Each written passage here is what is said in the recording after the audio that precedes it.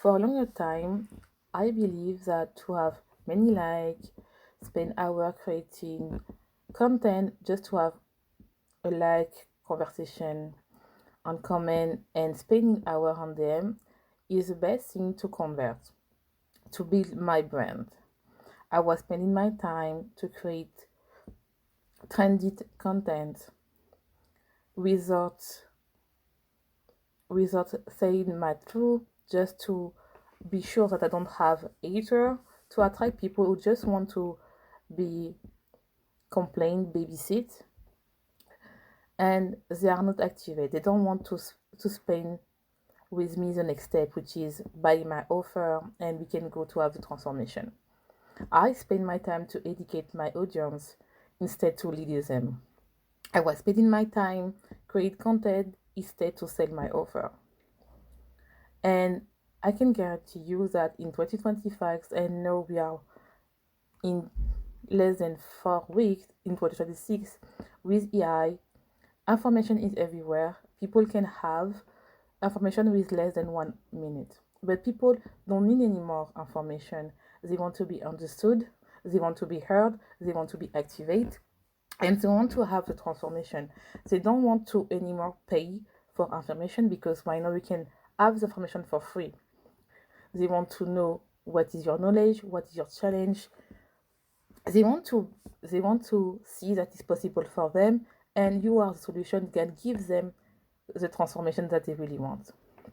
I did not understand that when I started in 2022, but right now I want to help you to don't be in the friend zone with your client or your audience like me. So welcome back to Amazing Podcast. I am your host Alicia, and today we'll talk about how to go out from the friend zone with your audience, because I can see there are a lot of clients of me, and also I can read there are some people who are in the friend zone and have some difficulty to sell the offer. They have the engagement, they have the comment, but they spend hours on them, try to convince people that they are the one, and don't sell. So I know that you want to be close with your client, with your audience. You want to have a good relationship with them. And this one is happened with a lot of female entrepreneurs who have the same problem because they don't want to be seen as a mean girl. They want to have clients that love them, but the problem is your client is not here to heal you or you are their friend. They want to have people can help them to have the solution of their problem. If they pay you, they want to have a transformation. They don't want to have a friend. And sometimes as a coach, as a freelancer, as an entrepreneur, you need to say the truth to your dream client, to your audience, to attract people who really want to have a transformation. You need to activate them, and they will say thank you after, even if for 1 or 2 weeks he will say that you are mean, because they want to have a tough love a tough love. And this one is happened to me. It was like I was thinking that I want to be fine with my clients, and but the problem is that you want to have a business, you want to make money from that. And I really want to talk about a situation that has happened to me 2 years ago. So you create a post, you have a like, you have a comment, and finally you have one person DM you and telling you how amazing your content is good. Uh, this person asks you some question about your content, about your offer, and you answer to 1 or 2 questions. And you spend all the afternoon give them free advice. You are doing a mini coaching, a mini audit. But when you try to sell your offer because you are afraid to sell, you are a coach, okay, it's time right now to sell my offer. People say, I will think about it or ghost you. And you feel used, you feel frustrated, you feel like maybe it's not for me. Do you recognize yourself in this situation? If this answer is yes, you are in the good episode. So what you are doing right now, if it's your situation right now that you are spending all the day spending on DM, you are just taking the tea with your potential clients, but you don't position as a leader. You want to be seen as a nice girl, be respect, be a good person, but you are afraid to sell. So, what is a sign for me that you are in friend zone with your audience? And this one is very important to understand. The first one is you are afraid to selling. You are afraid to be salesy. So each time that you are talking to your offer, can be an ebook or a ticket offer, you are like, okay, I will talk to everything except my offer. You feel some you have a, you feel bad, you feel like you are hot and sweaty, and you even talk about your cat, but you don't talk about your offer. The second situation is you talk about of the 35 modules that you have in your offer to be sure that the people don't see that you are still their money. The third situation is you are afraid to raise your price because you are afraid that your client leave. Because you know that, let's call her your favorite client called Karine, have a money issue because her husband lost a job. So you say, oh no, I cannot raise my price because maybe she will see that I need money. And the last one is you are afraid to go all in on your marketing or your content creation to post every day, to go all in, to talk about your result, to talk about your behind the scene, talk about your client result, because you don't want that people see you because you are the one, and you don't want to have people see you as you are behind them. If you are one or all situation that you recognize yourself, I can guarantee you that right now you are afraid to set badly, and you are in the friend zone with your audience and with your client. So why you are that? Why you keep attracting this type of people? And I want to tell you that I see a lot of coaching, and it was one of my problems when I start my business. They are in the friend zone because they educate more than they sell.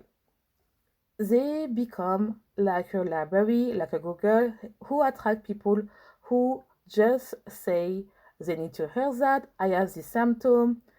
They want to be comforted, they want to be cuddled, they want to be babysit, but they just recognize they have a problem but don't want to have the transformation because you don't activate them. Let's give you an example. You is the type of people that you write is like 5 steps in order to recognize that you have a problem with your gut. So you educate them, but nothing happens. You have a community of people who just take the information, but that's it. They are used to don't have any information. It's like a fan page that you do like, and that's it. But you are not a fan page. You are the people that want to sell your offer. So what is the solution? I say, thank you, Alicia. It's good. So now I know that I educate more. I need to represent, but how I can do that? You need to really concentrate to stop to create content that attract people and start to create content that converts people. One of my clients come to me because I am a mindset and business coach 2 months ago, and she was struggling to attract clients for the high ticket offer. Her client talked to them in DM. She spent all the afternoon with her. She tried to convince them that she's the one that she can help for the transformation, but she only bought the low ticket offer. So she was like, I have the conversion, but not the conversion that I want. But always, she was like, oh, she's so expensive, she will think about it. And she give, at the end of the day, she give a free audit, a free coaching, because she always tried to say, thank you so much. If you want to work with me, if you are serious with me, this is my link. Otherwise, otherwise it's okay, it's fine. When you will be ready to get serious with transformation, this is the link. And she don't understand why she keep attracting this type of people, this type of profile, because her content was performing well. She have a engagement, people, she have a good conversation in DM, in comment, but she was spending the day trying to convince them that she has the one to go to the next step. And she was tired to spend all the day creating content that bring her followers and not clients, or just clients who buy her low ticket offer. And she was so frustrated to repeat this cycle.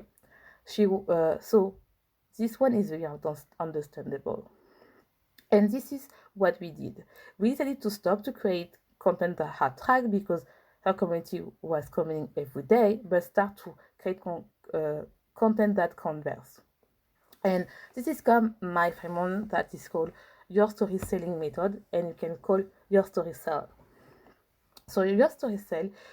So what I can see is a lot of people want to attract people because they love to have the ego to say I have a huge following, that is good, but big following doesn't mean you have a good conversion. Sometimes when you have a small community, you have a good conversion, and for that you can see a lot of small creators live from their freelance, from their offer. Why? Because they don't focus to gain following, but they focus to gain clients. And this one is so important because I know that the guru tell you that you need to go everywhere, that you need to educate, something like that. But sometimes when you have a good conversion, you have a good communication, you start to have engagement, you start to have the good conversation, it's the time to test to if your offer is good and you can sell your offer. So the framework is very about to focus on the micro story who are so specific to your dream client. You need to activate them by selling something that is so important for them. For example, saying a free offer or a pay offer.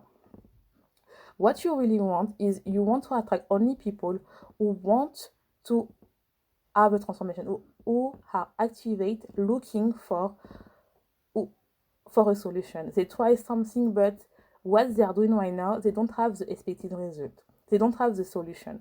And you are the one give them the solution. This is position you as an authority. Let me give you an example. Let's come back to say some sign that you have an additional problem that lead to weight gain. If I continue like that, it's just informative and I don't have any activation of that. But if I say, let's share,